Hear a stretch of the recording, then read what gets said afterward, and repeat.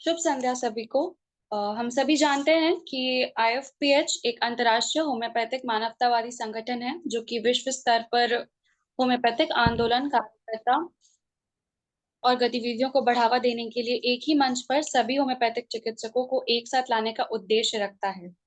IFPH दैनिक अंतर्राष्ट्रीय webinar आयोजित करने के लिए प्रसिद्ध है ताकि सभी चिकित्सकों और सामान्य जनता को एक ही मंच पर लाया जा सके। हम सभी 1 मिनट का मौन रखेंगे।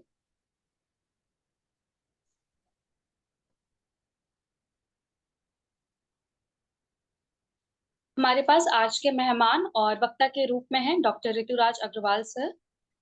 सर ने अपना BHMS किया है और MD मेडिसिन में किया है। नई दिल्ली से सर ने हेल्थ और फैमिली वेलफेयर मैनेजमेंट में PG कोर्स किया है।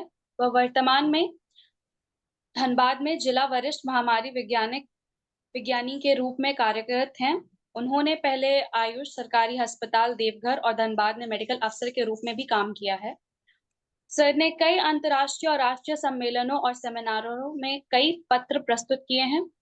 उन्हें 2011 में नई दिल्ली में पेपर प्रेजेंटेशन के लिए सर्टिफिकेट से सम्मानित भी किया गया था। उन्होंने 2012 में बांग्लादेश में लाइफ टाइम अचीवमेंट अवार्ड भी प्राप्त किया। उन्होंने कई शोध पत्रों को सह लेखक के रूप में प्रमुख चिकित्सा जर्नल्स में प्रकाशित भी किया है। हम आपका स्वागत करते हैं सर। Over to you. बहुत बहुत धन्यवाद।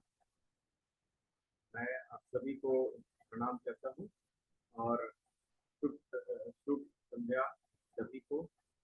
मैं सभी को धन्यवाद देता हूँ कि आपने अपने बहुमूल्य समय में से कुछ समय निकालकर इस वेबिनार में भाग लिया और एकजुट होकर करके हम लोग अब इस वेबिनार में चर्चा करेंगे। मैं धन्यवाद देता हूँ और प्रणाम करता हूँ डॉक्टर MK साहनी सर को, जिन्होंने मुझे ये अवसर दिया कि मैं यहाँ पर अपना कुछ बात रख सकूँ और चर्चा कर सकूँ होम्योपैथी के ऊपर और होम्योपैथी को अग्रसर बनाने में मैं कुछ अपना एक भूमिका रख सकूँ। मैं सभी को फिर से धन्यवाद देता हूँ। ऋतुराज जी, आपकी आवाज थोड़ा सा क्लियर नहीं है और थोड़ा सा स्पष्ट।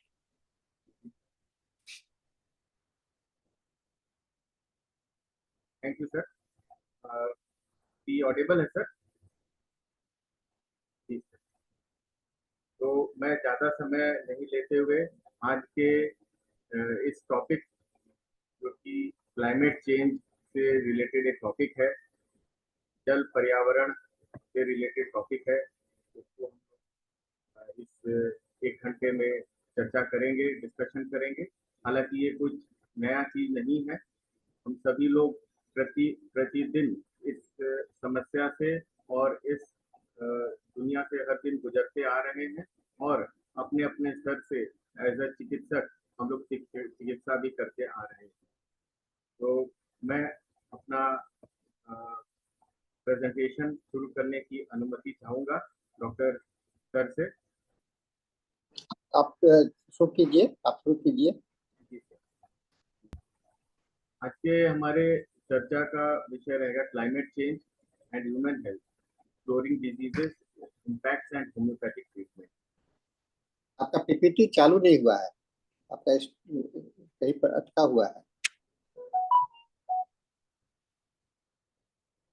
ज़्यादा वक्त नहीं लेते हुए हम लोग आज का जो हर जगह हम लोग सुनते हैं क्लाइमेट में चेंज आ गया है, बहुत बदलाव आ गया है, बहुत ग्लोबल वार्मिंग हो रही है, तो उसके चलते बहुत सारा प्रॉब्लम आ रहा है पूरे विश्व में।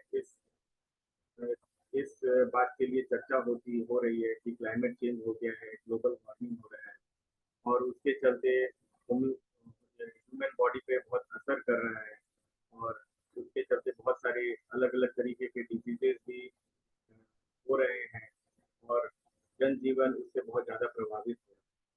तो आज का विषय हम लोगों का यही रहेगा, climate change and human health, और इससे होने वाली बहुत सारी डिजीजेस और इसमें होम्योपैथी का क्या हम लोग रोल होगा कि हम लोग होम्योपैथिक से किस तरीके से इलाज कर सकते हैं। हालांकि हम लोग हमेशा होम्योपैथिक के इस दौर से गुजरते आते हैं कि जब भी वेदर चेंज होता है तो हमारे पास बहुत सारी medicines हैं और इसके वेदर चेंजेस के चलते बहुत सारा जो डिसीजेस होता है उसके ऊपर भी हमारे पास homeopathic बहुत सारी medicines हैं और लगातार एक चर्चा होती है और चिकित्सा भी हो रही है। लेकिन अब हम लोगों को उसमें फोकस करते हुए और इन चीज़ों को इंटीग्रेट करके आगे बढ़ना है ताकि होम्योपैथिक और भी यहाँ पे नहीं फैले हैं होम्योपैथिक। तो climate change and human health exploring disease effect and homeopathic treatment.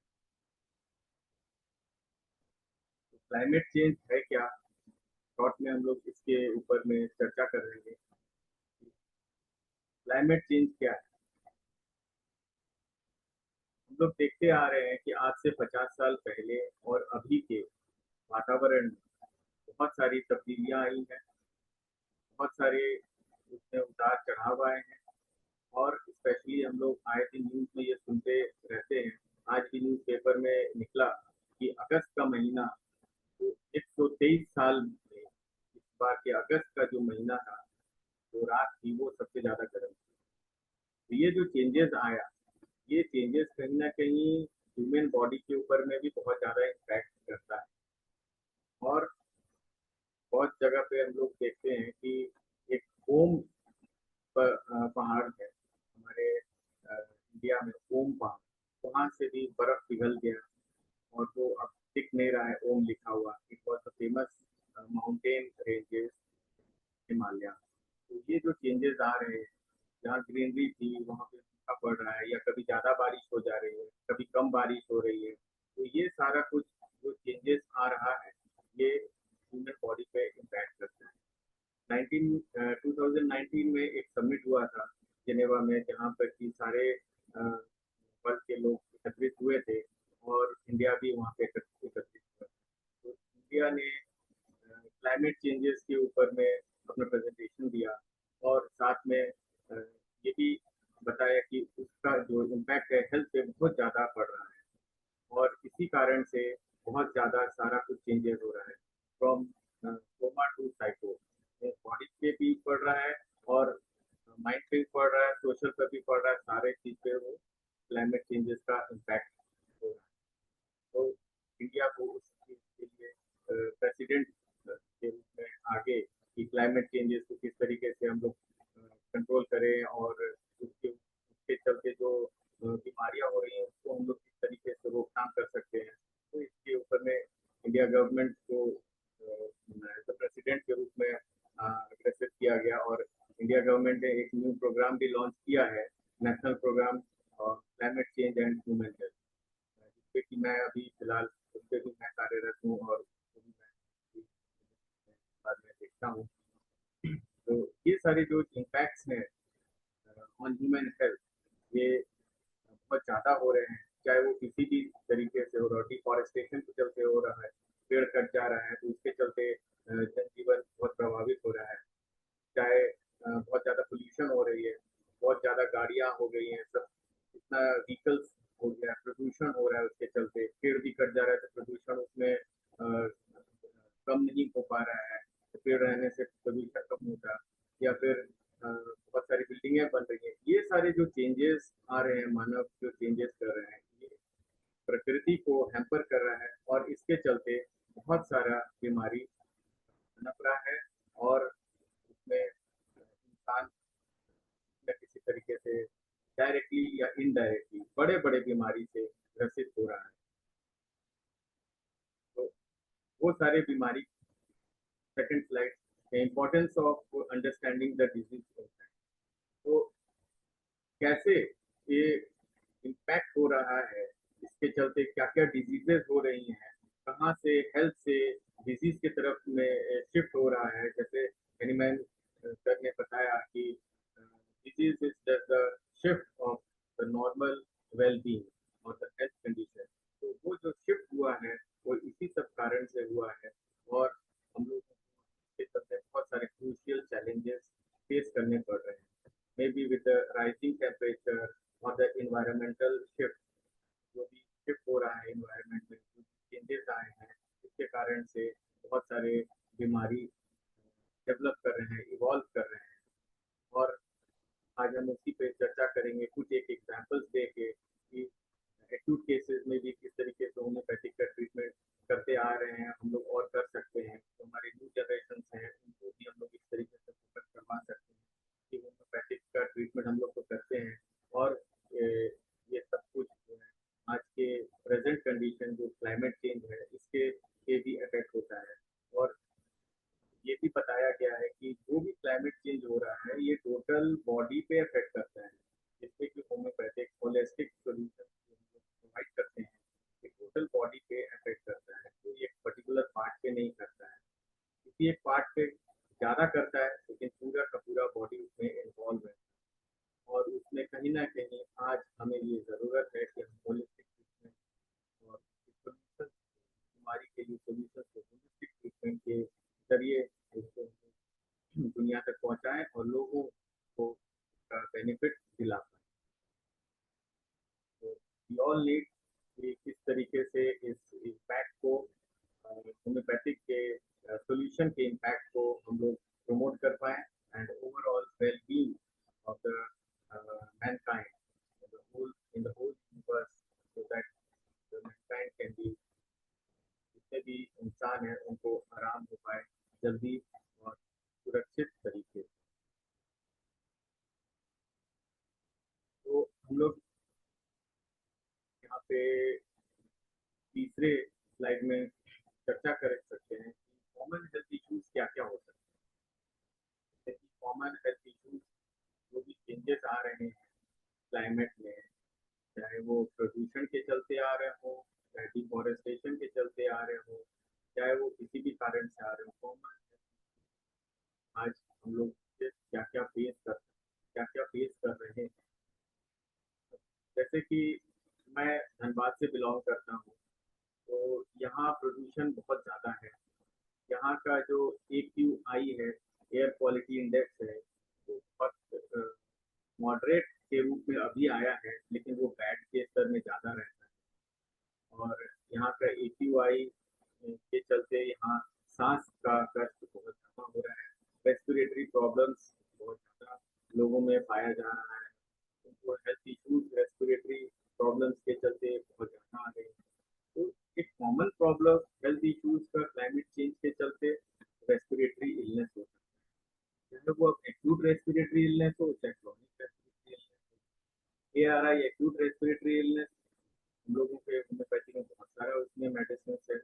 अब एक्यूट में भी दो है, एक सिवियर एक्यूट होता है, एक ILI होता है, क्योंकि हम लोग कोरोना वगैरह में भी हम लोग देखे ILI influenza like illness, ILI influenza like illness है।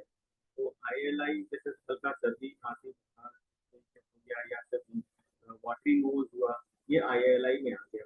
या फिर एक्यूट रेस्पिरेटरी इलनेस में जो सिवियर होता है वो इमरजेंसी में हॉस्पिटल के इमरजेंसी डिपार्टमेंट में लोग जाते हैं वहाँ पे ट्रीटमेंट। हमारे OPD में ILI के केसेस जाते हैं। तो रिकरेंट वाटरी नोज है, हमेशा नाक बह रहा है या छींकें आ रही हैं लोगों को, कंटिन्यू सुबह उठते हैं और 20 छींक आ रही है, तो क्रॉनिक हो गया। या इवन अपने फोर फादर से लिया, उनको कोई बीमारी थी सांस की और वो दूसरे जनरेशन।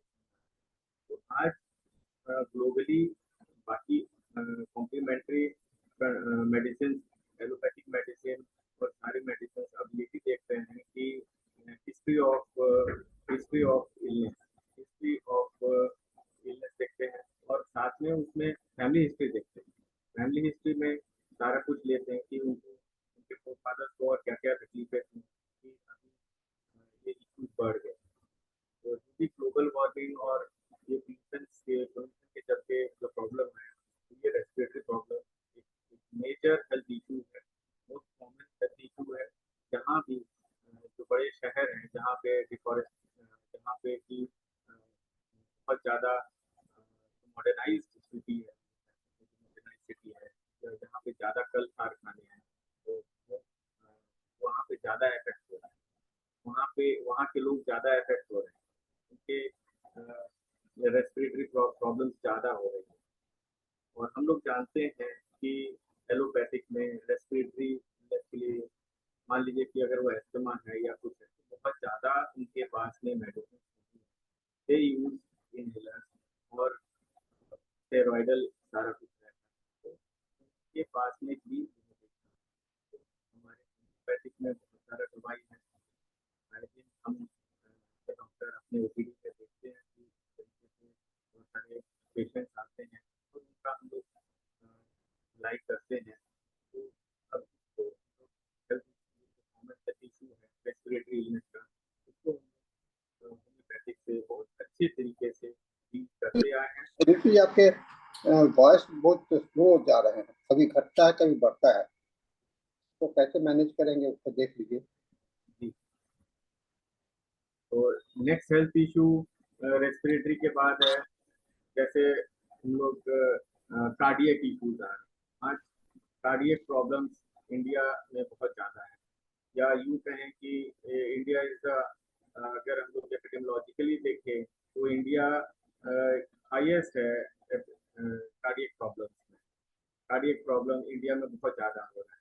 हार्ट अटैक का रेट जो है अभी एक्सक्लूसिवली इंक्रीज किया है। तो ये भी जो प्रॉब्लम है तो डायरेक्टली या इनडायरेक्टली ये सारा कुछ जो है क्लाइमेट चेंज के चलते ही हो रहा है। ये अलग बात है कि डायरेक्ट कार्डियक पेशेंट्स हमारे ओपीडी में या होम्योपैथी के पास, होम्योपैथी के हॉस्पिटल, जो भी कुछ हॉस्पिटल्स भी हैं तो नहीं आ रहे, लेकिन फिर भी बहुत सारे केसेस हाइपरटेंशन के आते हैं होम्योपैथिक से ट्रीटमेंट कराने के लिए। तो second most important problem respiratory के बाद कार्डियक इलनेस है। कार्डियक इलनेस जो कि हाइपरटेंशन से भी रिलेटेड है। हाइपरटेंशन है तो उसको कार्डियक इलनेस हो सकता है। साथ में ब्रेन स्ट्रोक हो रहा है। आए दिन ब्रेन स्ट्रोक के केसेस बहुत ज़्यादा मिल रहे हैं। इवन यंग जनरेशन को ब्रेन स्ट्रोक के केसेस बहुत ज़्यादा हैं।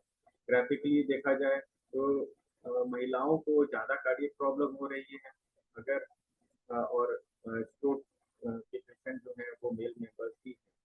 तो होम्योपैथिक में स्ट्रोक जो क्लॉट होता है उसको डिसॉल्व करने के लिए कुछ मेडिसिन हैं, क्योंकि हम लोग इंटीग्रेटेडली हम लोग होम्योपैथिक के साथ में उसको डील कर सकते हैं। तो ये दो मेजर प्रॉब्लम हैं। और इसके अलावा क्योंकि बहुत दौड़ भाग का ज़माना हो गया है तो सारे जो हेल्थ इश्यूज हैं वो कहीं ना कहीं स्ट्रेस से रिलेटेड हैं। तो स्ट्रेस का प्रॉब्लम बहुत ज़्यादा हो रहा है। स्ट्रेस हो रहा है तो उसमें just like nux vomica we have nux vomica, तो उसमें हम लोग देखते हैं कि नक्स वोमिका किस तरीके से मॉडर्न डेज का एक मेडिसिन है।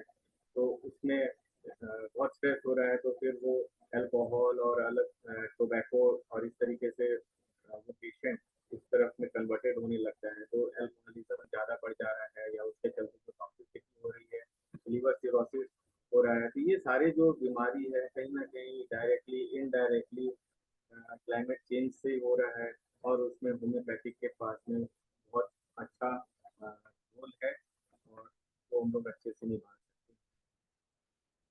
गर्मी में बहुत सारा प्रॉब्लम्स बढ़ जाता है, जैसे कि कार्डियक प्रॉब्लम भी बढ़ सकता है गर्मी में।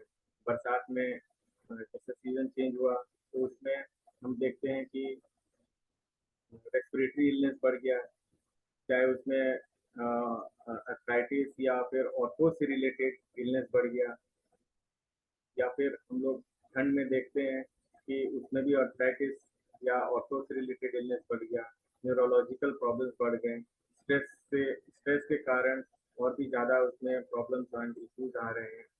तो ये सारा कुछ हम लोग देखते हैं कि कहीं ना कहीं डायरेक्टली इनडायरेक्टली लोगों के हेल्थ इश्यूज आ रहे हैं क्लाइमेट चेंज के चलते। इवन नॉट टू फॉरगेट कि डेंटल इश्यूज भी आ रहे हैं, क्योंकि बहुत सारे ऐसे इश्यूज हैं स्ट्रेस के चलते या फिर चेंजिंग लाइफस्टाइल्स के चलते। लोग अलग अलग तरीके का भोजन कर रहे हैं या फिर जो भोजन मिल भी रहा है वो शरीर को इफेक्ट करता है। वो कहीं ना कहीं पेस्टिसाइड और ये सारे हम लोग यूज करते हैं तब वो ग्रो होता है, तो उसके चलते भी बहुत सारा प्रॉब्लम फेस कर रहा है इंसान। डेंटल प्रॉब्लम्स ज़्यादा फेस कर रहा है, डेंटल प्रॉब्लम्स भी हो रहे हैं। और स्ट्रेस हंगर, हाँ स्ट्रेस हंगर, लोगों को स्ट्रेस हंगर होता है, भूख नहीं है लेकिन मन बोल रहा है कि खाओ, क्योंकि वो स्ट्रेस में है, उसके उनको रिलीफ मिलता है, relief by eating, relief by eating. We have so many medicine, लोग रिकवरी करते हैं, उसमें देखते हैं। आपके फ्लाइट में लगता है कि मूवमेंट नहीं है क्या? फ्लाइट थर्ड, हाँ थर्ड, अच्छा ठीक है, अभी आया, ठीक है। ठीक है, तो इस तरीके से we have so lot more things, हमें मतलब बहुत सारे चीज़ें हैं जो कि हम लोग उसमें डिस्कशन कर सकते हैं। और क्योंकि समय कम है, एक दो एग्जांपल्स और कुछ सक्सेस स्टोरीज मैं आपके साथ में शेयर करना चाहूँगा, फिर आपके भी व्यूज़ उसमें मैं आप लोगों के भी व्यूज़ मैं लेना चाहूँगा। तो इसलिए मैं नेक्स्ट स्लाइड पे आ रहा हूँ।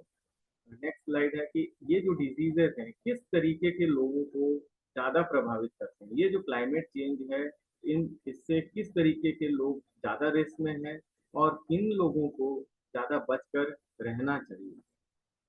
तो हम लोग देखते हैं कि जो भी बीमारी होता है किसी को, तो फर्स्टली वो क्या, या तो बच्चे को इम्पैक्ट करता है ज़्यादा या फिर एल्डरली को करता है।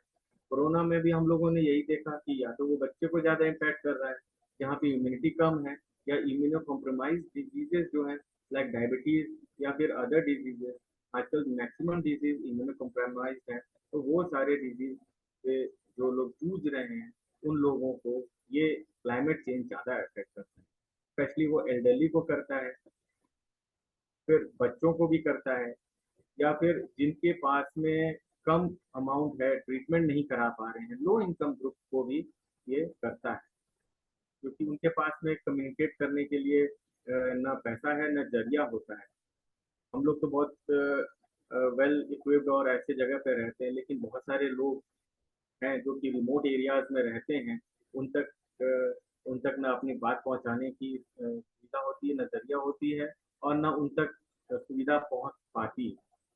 और अगर सुविधा पहुंच भी पाती है तो उनके पास में उतना इनकम नहीं होता है, सोर्स ऑफ इनकम उनका इतना कम होता है कि उनको उनका ट्रीटमेंट होना बहुत मुश्किल हो जाता है।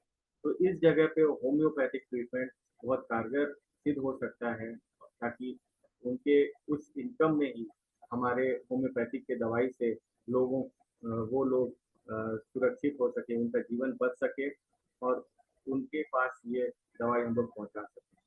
होलिस्टिक अप्रोच होम्योपैथिक का हम हर तरीके से, हर तरीके के हर लोगों तक पहुंचा सकते हैं। वो किसी भी ग्रुप के लोग हों, चाहे लो इनकम के ग्रुप के लोग हों, चाहे वो एल्डरली हों, चिल्ड्रेन हों, या फिर वो माताएं हों जो प्रेग्नेंट वुमेन हैं, उनके लिए भी ये डिजीजेस बहुत खतरनाक होती है, और क्लाइमेट चेंज उनके ऊपर में बहुत हावी हो सकता है।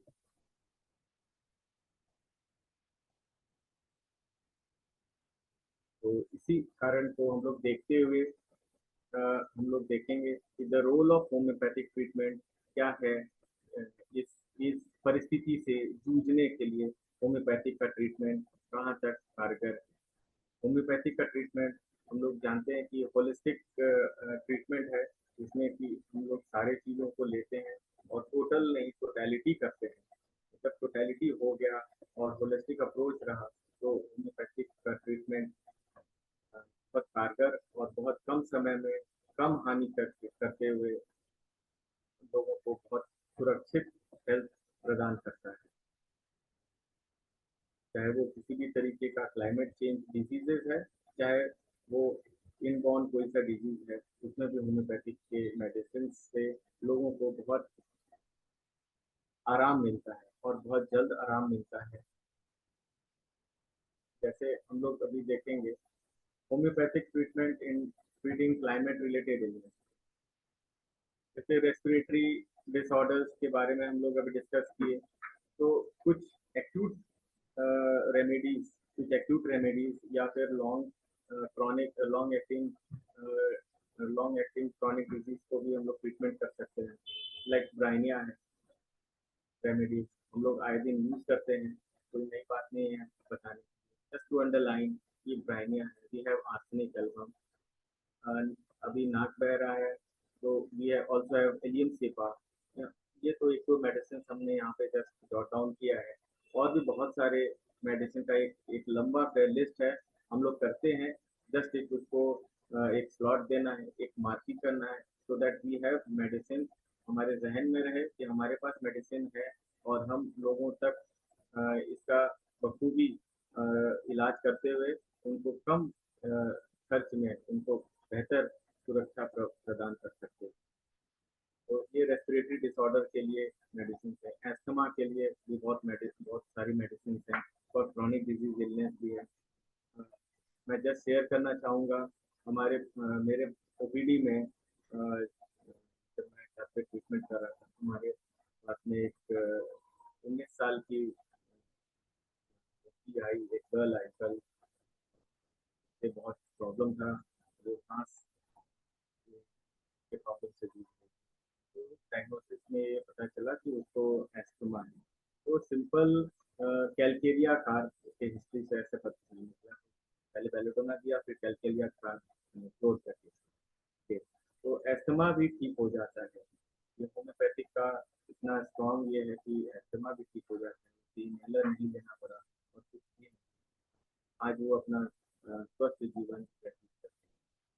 अगर होम्योपैथिक का ये वरदान हम लोगों के पास नहीं होता, तो हो सकता था कि वो अभी तक पीड़ित रहती, और उसको और भी नाना प्रकार की व्याधियाँ उसको जकड़ सकती।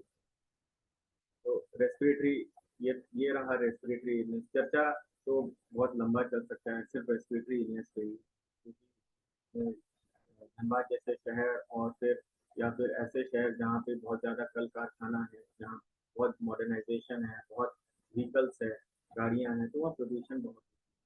और इवन जनरेशन आफ्टर जनरेशन, अगर अपने को थोड़ा सा लगा तो नेक्स्ट जनरेशन में वो फिर चला जाता है, और फिर धीरे धीरे जनरेशन है बड़ा बीमारी ज़्यादा भी तैयार कर देता है। तो लोग रेस्पिरेटरी डिसऑर्डर के बाद आज जो हम लोग ग्लोबल वार्मिंग का बात कर रहे हैं, तो हीट रिलेटेड इलनेस इस साल गर्मी भी बहुत पड़ी, कई जगहों पर इस टाइप की गर्मी नहीं पड़ी जहाँ पे लू चलता हो। तो हम वी हैव मेडिसिन लाइक क्लोनियन है, हमारे बेलेडोना है, इवन एकोनाइटिएट का काम। तो ये सारे जो मेडिसिन है, मैं हमेशा एडवोकेट करता हूँ, हर चीज़ का एक लिमिटेशन है, हर चीज़ का एक दायरा है। तो इन सब चीज़ों को हम लोग को समझते हुए काम करें। हमारे पास ये मेडिसिन है, लेकिन इसका ये मतलब नहीं कि हम इलेक्ट्रोलाइट बैलेंस नहीं करें। कहीं अगर डिहाइड्रेशन है तो वो इलेक्ट्रोलाइट बैलेंस करेंगे। बहुत बार विडम्बना के साथ ये कहना पड़ता है कि इलेक्ट्रोलाइट बैलेंस नहीं करते हैं कुछ हमारे बंधु मित्र, और इसी तरह से इसका पोषण बहुत सारे पेशेंट को आपका आवाज स्लो हो जाता है बहुत, पता नहीं बार बार सर, आवाज स्लो हो रहा है। तो वॉल्यूम को क्या अभी ऑडिबल है सर? अभी तो ठीक है, अभी ठीक है। वो बीच में लगता है कि कंटिन्यूड हो जाता है ना, फिर के लिए। तो ये हीट रिलेटेड इलनेस के बारे में हम लोगों ने अभी चर्चा किया। हीट रिलेटेड इलनेस भी अपने में एक बहुत बड़ा टॉपिक है कि किस तरीके से ये कहेंगे कि उस जगह पे उस एरिया में बहुत ज़्यादा गर्मी पड़ रही है, उसका भी एक बहुत बड़ा मापदंड है। जैसे अगर 37 डिग्री टेम्परेचर है, अगर फ्लैट लैंड पे, और वो अगर 42 तक पहुंच जाता है, 41 हुआ तो थोड़ा ज़्यादा हुआ, 42 43 हुआ, तब वहाँ पे हम लोग कहेंगे कि वो बहुत ज़्यादा वहाँ पे गर्मी पड़ रही है। अब अगर वो पहाड़ी क्षेत्र है तो वहाँ पे 31 32 से +4 अगर हो जाता है तो भी उसको फिर हम लोग कहेंगे कि बहुत ज़्यादा गर्मी पड़ रही है। तो ये वेरी करता है किस प्लेस पर गर्मी का एक मापदंड, एक सरकार यहाँ भारत सरकार का एक मापदंड है, तो हम लोग उसके अनुरूप हम लोग उस चीज़ को नापते हैं, और उस चीज़ को भी हम लोग यूज करते हुए देख सकते हैं कि हम लोगों को किस तरीके से एक प्रिकॉशनरी मेजरमेंट लेना है, और होम्योपैथिक का भी मेडिसिन साथ में हम लोग यूज करवा सकते हैं। फिर हम लोग नेक्स्ट आते हैं वेक्टर बॉर्न डिजीजेस पे। वेक्टर बॉर्न डिजीजेस जैसे कि मलेरिया हो गया, चिकनगुनिया हो गया, अभी डेंगू बहुत ज़्यादा हम लोग देख रहे हैं, न्यूज़पेपर में आए दिन डेंगू से भी बहुत ज़्यादा मौतें होती हैं, एडवर्टीजमेंट भी आता है टीवी में। तो हमारा तो फर्स्ट मेडिसिन ही मलेरिया का है, चिनकोना। तो we have this very from the, हम लोग के ग्रास रूट से है मलेरिया का ट्रीटमेंट के लिए हमारे होम्योपैथी का जन्म वहीं से, एक्सपोर्ट वहीं से था कि वहाँ से जन्म। तो मलेरिया के लिए we have medicine, chikungunya medicine है, चिकनगुनिया के लिए दर्द हो रहा है, एपिडोरियम परफोरेटम अच्छा उसमें काम कर कारगर होता है।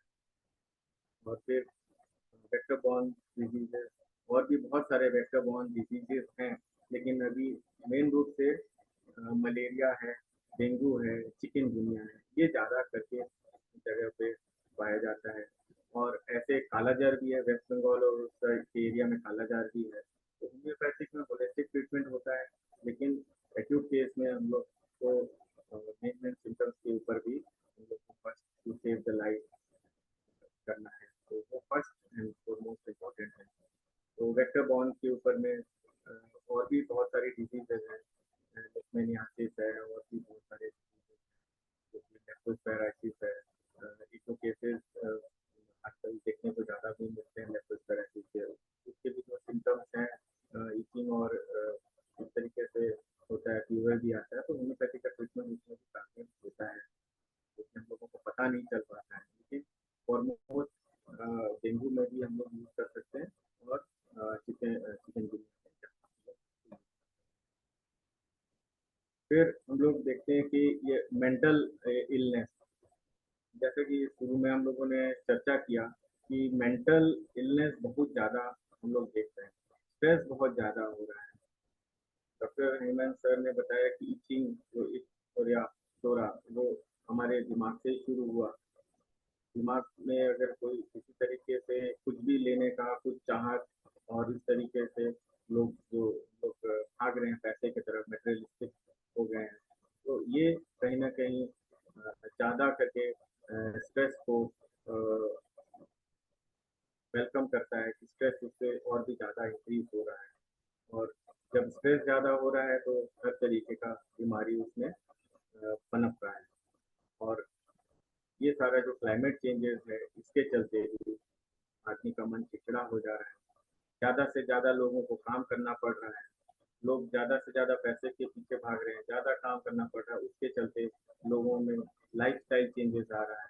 लाइफस्टाइल जब चेंज आ रहा है तो उसमें भी है नक्रोमिका भी स्किज़ोफ्रेनिया में भी बहुत अच्छा कारगर है।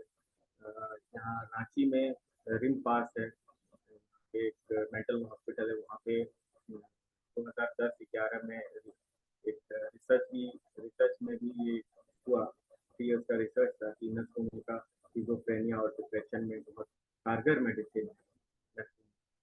तो वी हैव मेडिसिन, हम लोग पास में मेडिसिन है जिसमें कि जिससे कि हम लोग लोगों तक तो अच्छा जीवन प्रदान कर सकते हैं, एक अच्छा हेल्थ और एक अच्छा रहन सहन के बारे में एडवोकेट करते हुए उनको एक अच्छा जीवन शैली दे सकते हैं। इसी तरीके से वी हैव इग्निशिया, किसी को सिम्टम्स इग्निशिया के, तो ये सारे मेडिसिन भी है। मेंटल हेल्थ के लिए भी हम लोगों के पास में बहुत सारे मेडिसिन हैं, जिसको कि हम लोग एक पार्ट करके हम लोग चर्चा करते हुए उसको अपने प्रैक्टिस में हम लोग ला सकते हैं, और होम्योपैथी को हम लोग और भी आगे बढ़ा सकते हैं, और लोगों तक इसका बेनिफिट पहुंचा सकते हैं। हम लोगों को बस होम्योपैथी के प्रिंसिपल्स को समझना होगा, और उसी को मद्देनज़र रखते हुए हम लोगों को अपना काम करना है, हमको अपना अपना जो इलाज है वो करना है, और हर एक इंडिविजुअल को एक यूनिक इंडिविजुअल समझते हुए, एक अलग समझते हुए हेल्थ को रिस्टोर करना है, ताकि उनको हम जेंटल ट्रीटमेंट ऑफर करें, और वो उनको वेलनेस जल्दी से जल्दी पहुँच, उनके जो हार्मोनी है, मेंटल और फिजिकल जो डिसबैलेंस हो गया है, वो वापस से आ पाए। तो होम्योपैथिक के प्रिंसिपल्स के ऊपर में हम लोगों को चलते हुए कुछ सक्सेस स्टोरीज है हमारे छोटे से प्रैक्टिस के नाइट के प्रैक्टिस के दौरान, उसको कि अगर सर इजाज़त दें तो मैं यहाँ पे शेयर करना चाहूँगा। तो एक स्टोरी वीडियो में है, उसको मैं शेयर करना चाहूँगा, सर अगर इजाज़त दें तो। कर सकते हैं, वीडियो लगा सकते हैं आप। जी जी आवाज को खाली थोड़ा सा आप मेंटेन करते रहिए, जी सर। क्योंकि बीच बीच में डाउन हो जा रहा है। जी सर, वो 2 मिनट समय चाहूँगा, वो वीडियो में शेयर।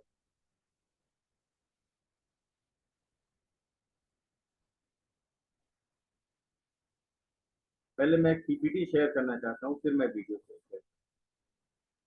आप जैसा देखिए, आप अपना अच्छे से कीजिए।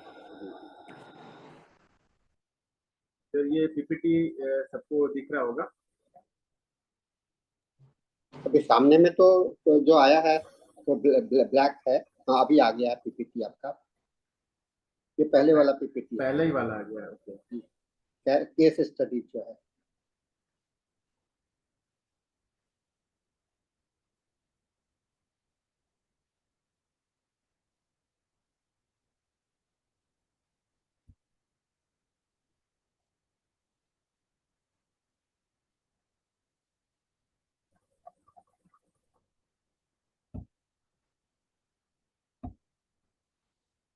अभी भी नहीं आया ना? नहीं नहीं,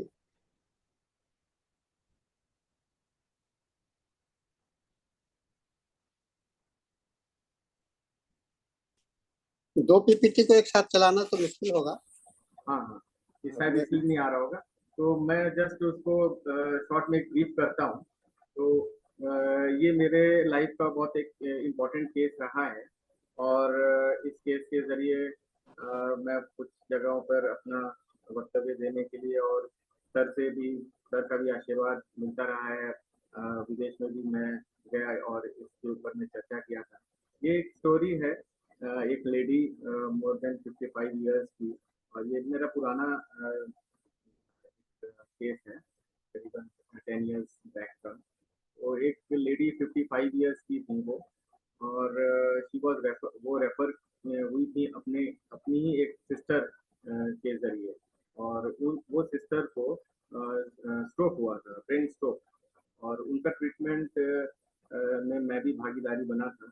एलोपैथिक के ट्रीटमेंट के साथ में होम्योपैथिक का ट्रीटमेंट चला था, और वो एक हॉस्पिटल में आईसीयू में एडमिट थी। उनका मेनिटॉल वगैरह जो भी एलोपैथिक से चलता है वो चल रहा था, और होम्योपैथिक के मेडिसिन भी उनके साथ में चल रहे थे, ताकि उनका स्ट्रोक डिसॉल्व हो जाए, क्लॉट डिसॉल्व हो जाए। और जिस दिन वो चल करके अपने स्टिक लाठी से चल करके वो चलने लगी, तो उनका फ़ोन आया। फ़ोन में बोली अपने उस लैंग्वेज में कि मैं मतलब मैदान के लिए इस तरीके से अपना उस लैंग्वेज में अपना बोली।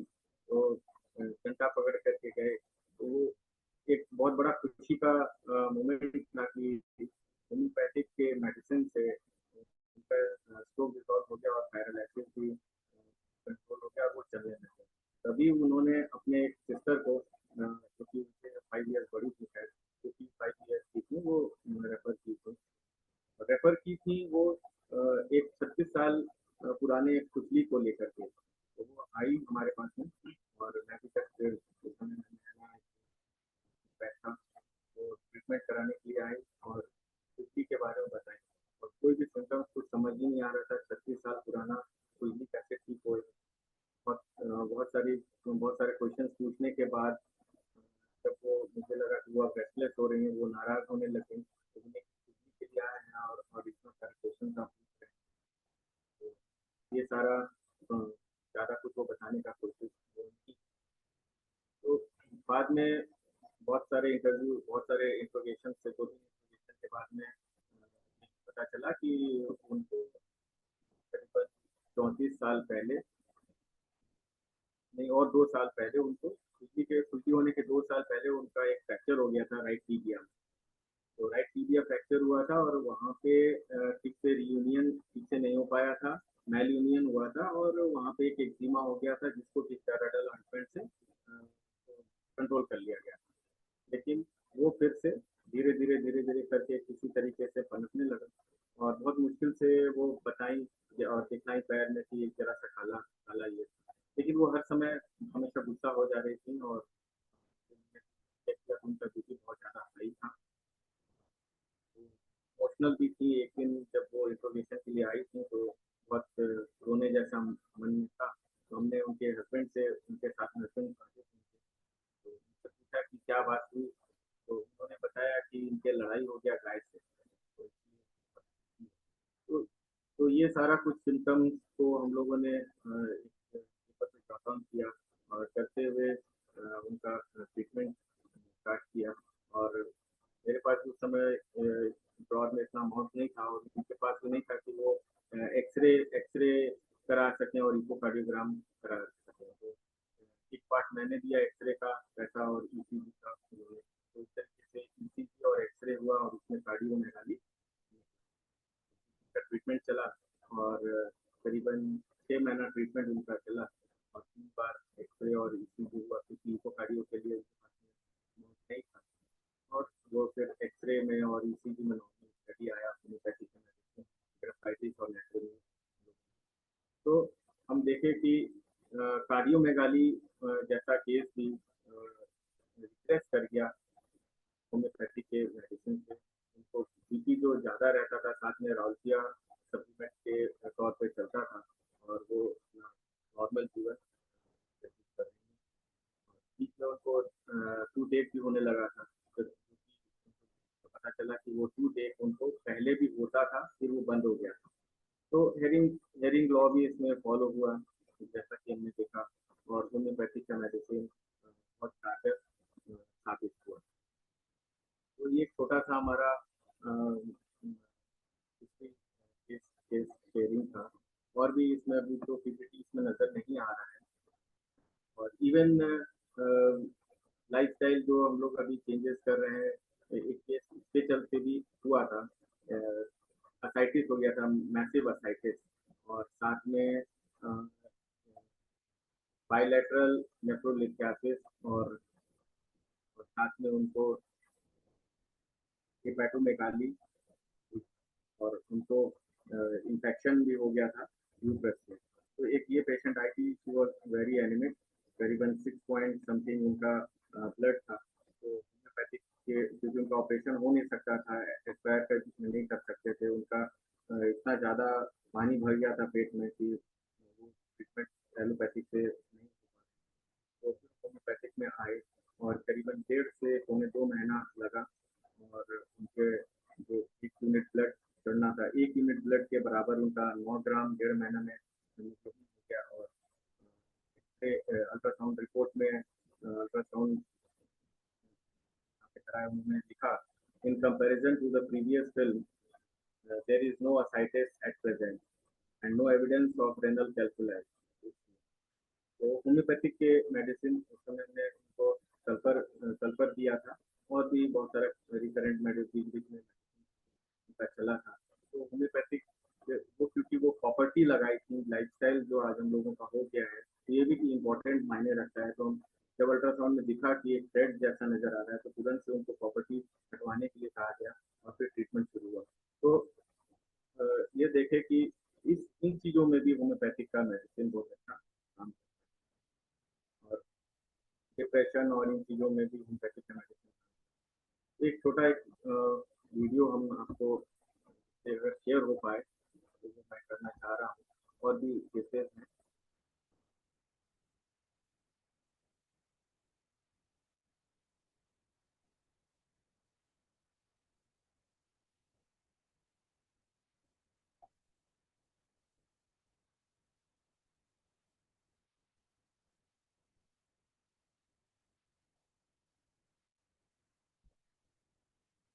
एक आईबीएस का केस है, अगर वीडियो दिख पा रहा हो सर। डॉक्टर साहब, सर म्यूकस में कमी सर वीडियो दिख पा रहा है? वीडियो तो नहीं दिख रहा है, ब्लैक है, आया है, वीडियो नहीं दिख रहा है। स्टूल फॉर्मेशन पहले से बढ़ा है।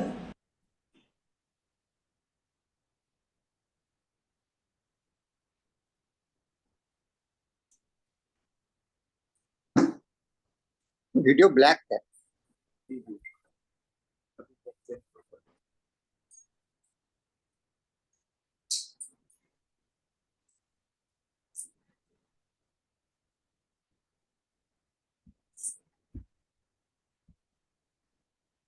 Working sir. हाँ अभी आएगा। जी सर उसको अनम्यूट कीजिए उसको। हाँ जी। स्टूल कंसिस्टेंसी पहले से बेहतर हुआ सर, है। ये ऑनलाइन ट्रीटमेंट का एक पेशेंट है, मैं ऑनलाइन भी करता हूँ सर। और डॉक्टर मुजफ्फरपुर साहब, से। म्यूकस में कमी आया है। स्टूल फॉर्मेशन पहले से बढ़ा है। स्टूल कंसिस्टेंसी पहले से बेहतर हुआ है। फ्लैटस के चलते जो इरिटेशन होता था उसमें कमी आया है। पहले से हल्कापन महसूस होता है। कुल मिलाकर पहले से मैं बेटर फील करता हूँ। गैस बनता है और पेट में गुड़गुड़ाहट अभी भी बरकरार है। बस यही मैं रिपोर्ट आपके पास सबमिट कर रहा हूँ। Thank you. सर ये केस आईबीएस का है, इरिटेबल बाउल सिंड्रोम। मुजफ्फरपुर से ये आ रहे हैं। और बिलोर और सारे जगह में आईबीएस का ट्रीटमेंट उतना कारगर नहीं हो पाया, क्योंकि उनको बहुत तरीके का खाना पीना सब चीज़ बंद करना पड़ा। लेकिन होम्योपैथिक के एसिड नाइट्रिक ने इनको बहुत रिलीफ किया। और ये अभी ट्रीटमेंट नहीं करा रहे, क्योंकि अब इनको उतना स्टूल नहीं होता है, नहीं तो इनको 5-7 स्टूल प्रतिदिन हो जाता है। जी सर। और मेरा नाम एकता है और मैं 35 इयर्स की हूँ। ये वीडियो दिख रहा है सर? दिख रहा है। मैं पिछले 5 साल से थायराइड की समस्या से ग्रसित हूँ और मुझे याद है लगभग 1 साल पहले जब मेरी आवाज़ बिल्कुल फट चुकी थी और मेरे शरीर में बहुत पेन रहता था। उस समय में मैं काफ़ी डॉक्टर से मिल चुकी थी, कुछ सुधार नहीं हुआ था। फिर डॉक्टर ऋतुराज अग्रवाला से मिलना हुआ और मुझे लगता है कि भगवान से मेरा दुख देखा नहीं गया था जो उन्होंने मुझे डॉक्टर साहब से मिलवाया। Doctor Rituraj Agrawala is the best doctor मेरे नज़र में। और क्योंकि उनसे मिलने के बाद 1 सप्ताह के अंदर ही मेरी आवाज़ तो बिल्कुल ठीक हो गई और धीरे धीरे सारी व्याधियाँ नष्ट होती चली गई। मेरा पेट बिल्कुल अच्छा है अब। और थायराइड में भी मैं पहले 100 mcg मेडिसिन ले रही थी, जो अब मैंने 75 mcg लेना स्टार्ट कर दिया है। और मेरे शरीर में जो भी दर्द था वो काफ़ी कम हो चुका है। और इन सब चीज़ों में सबसे ज़्यादा इम्पोर्टेंस एक चीज़ का था, वो डिप्रेशन था। मुझे ऐसा लगने लगा था कि कहीं ना कहीं मुझे डिप्रेशन हो रहा है, जो अब नहीं होता। अब मैं बहुत खुशहाल ज़िंदगी जी रही हूँ, मुझे बहुत अच्छा लगता है। मैं डॉक्टर साहब की बहुत शुक्रगुजार हूँ। समय समय पर मैंने उनसे सलाह मशवरा लिया है, अपने परिवार के लिए भी और अपने लिए भी, और वो हमेशा ही उपलब्ध रहे हैं। सर आप इसी तरह अपने आप को। सर देखो, ये केस डिप्रेशन और सुसाइडल टेंडेंसी था इनके, और बाद में ये पता चला कि थायराइड भी है। और इसमें नक्सोमिका और एसिड नाइट्रिक बहुत अच्छा कारगर सिद्ध हुआ, क्योंकि ये बहुत सारे अपने एनवायरमेंटल इश्यूज से जूझ रही थी, जिसमें होम्योपैथिक मेडिसिन ने बहुत अच्छा। तो हम लोग अब बैक टू अपने स्लाइड पे आ गए। तो ये कुछ सक्सेस स्टोरीज थे, जिसमें कि हमने देखा कि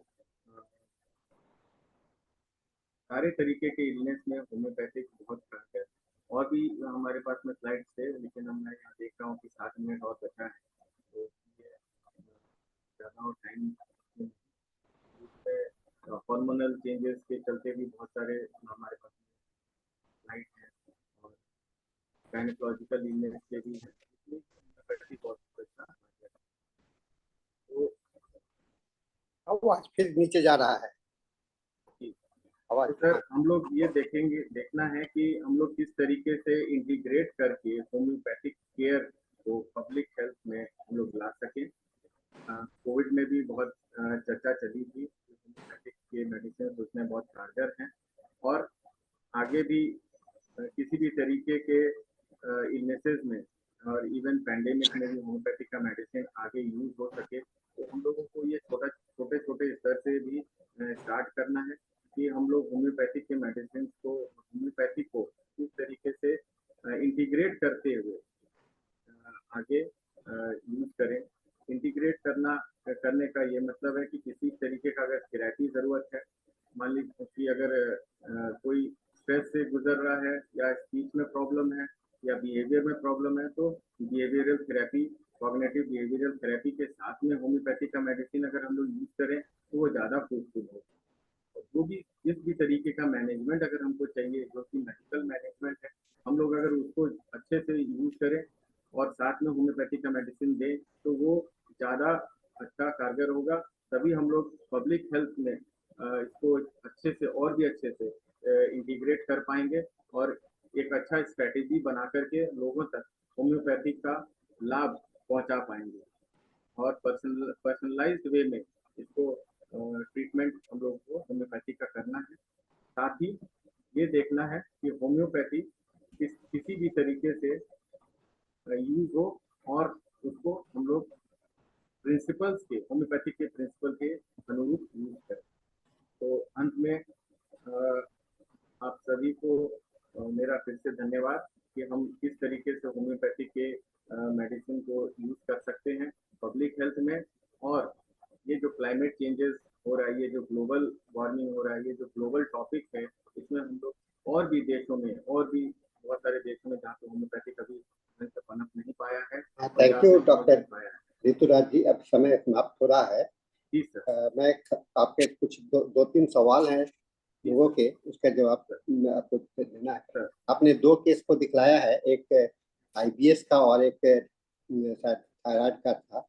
तो दोनों में आपने जो मेडिसिन दिया, तो एक डॉक्टर साहब हैं, उनका रिक्वेस्ट है कि आप उसमें किस लक्षण पर, मैंने क्यों आपने उस दवा को दिया, क्योंकि ये एजुकेशन के बाद में इन लोगों का ये बात को ज़्यादा डॉक्टर को इंटरेस्ट भी होगा। तो दोनों में थोड़ा सा कुछ ब्रीफ में आप एक्सप्लेन कर दीजिए।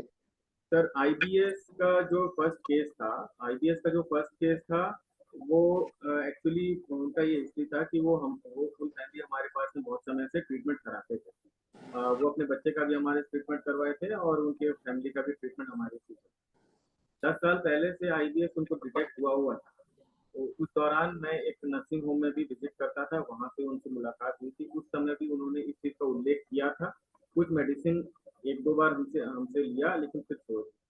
वो कई बार जगह बदल करके होम्योपैथी जगह बदल करके डॉक्टर्स को दिखलाया। उन्होंने ये बताया मुझे कि वो हैदराबाद भी गए, वेल्लोर भी गए, दिल्ली भी गए, कई जगह उन्होंने अपना ट्रीटमेंट करवाया, अलग अलग जगह जहाँ लोगों ने उनको बोला। और भी उनके बहुत सारे सिम्टम्स को मैंने देखा, लेकिन ये मोस्ट मार्क्ड सिम्टम था, क्योंकि उनके मेंटल स्थिति से रिलेट होता था कि वो किसी भी जगह पर स्थिर नहीं रहते थे। अगर किसी से सूचना प्राप्त हुआ, कहीं पेपर में प्राप्त हुआ, वो वहाँ पर इलाज कराने चले जाते। तो ये रेड लाइन मार्क सिम्टम है। केंट सर के लेक्चर में इसमें भी ये लिखा हुआ है कि वो बदल करके इलाज करवाते हैं। तो इसी को मद्देनजर रखते हुए हमने उनको नाइट्रिक एसिड दिया और बीच में उनको मेडोरिनम वगैरह भी दिया था, लेकिन मोस्ट इम्पोर्टेंटली उनको नाइट्रिक एसिड दिया। इसी को देखते हुए और उनको बहुत रिलीफ दिया। सेकंड केस भी एकदम इसी लक्षण का था। वो जो लेडी थी, उनको सुसाइडल टेंडेंसीज थी। साथ में वो एक एजुकेटेड लेडी थी, वो सारा कुछ उस तरीके से करती थी, लेकिन मॉडर्नाइज थी, लेकिन उनका लाइफस्टाइल बहुत ज़्यादा चेंज हो गया था। और वो भी इसी तरीके से कई जगह पर ट्रीटमेंट उन्होंने करवाया, लेकिन कोई रिजल्ट नहीं आया। साथ में उनको पाइल्स भी था। उनको जो जिस तरीके का पेन होता था, वो उसको भी हम लोगों ने जॉट डाउन किया और थायराइड का जो उनको प्रॉब्लम था, उसको भी लिया। और उनके जो थायराइड का और वोकल प्रॉब्लम था, वो लोकली उनको ट्रीटमेंट किया, कॉस्टिकम वगैरह दिया, उससे वो उनका ठीक हुआ। शुरुआत में नक्सोमिका दिया, तो जो मॉडर्नाइज ट्रीटमेंट था, मॉडर्न वे में वो डिप्रेशन में चली जा रही थी, वहाँ से वो कंट्रोल हुआ। और बाकी जो उनका पूरा व्याधि था पेट से रिलेटेड और उनका जो ये मेंटल स्थिति था कि वो एक जगह स्थिर नहीं रहती, उसके लिए हमने उनको नाइट्रिक एसिड दिया। थैंक यू डॉक्टर अग्रवाल, आपने अच्छा एक्सप्लेन किया। आप अपने PPT को हटा शेयरिंग बंद कर दीजिए, शेयर को बंद कर दीजिए आप। जी जी हम लोग का सेशन अब समाप्ति पर है और हम लोग का अगला सेशन भी इंग्लिश सेशन अभी हम लोग का शुरू होने जा रहा है। तो मैं आप डॉक्टर वैष्णवी, आप वोट ऑफ थैंक्स के साथ में डॉक्टर धनेश को हैंड ओवर करेंगे। Yes. Thank you so much, Dr. Rituraj Agrawal sir. It was really a wonderful session. बहुत अच्छी information हमें मिली और इसी के साथ I am handing over to Dr. Dinesh. Over to you, sir.